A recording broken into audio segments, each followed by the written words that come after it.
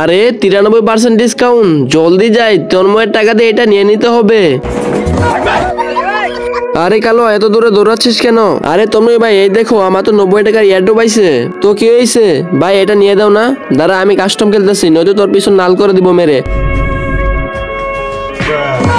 শালা তোকে তো আজকে ভাই খেলে নাও। আজকে তো শালা সবগুলো হেডশট মেরে এখান থেকে উড়িয়ে দিব। ইয়েস, এবার বলো কি বলতেছিলা? ভাই টপ আপ করে দাও না প্লিজ। হ্যাঁ টপ আপ করে দেবো। আমাকে কি টাকার গাছ মনে হয় নাকি? ভাই প্লিজ আমাকে টপ আপ করে দাও না ভাই, দাও। আরে আমার কাছে কোনো টাকা পয়সা নাই। আরে ভাই আছে ভাই, দাও না ভাই। আরে যা শালা নুবরা।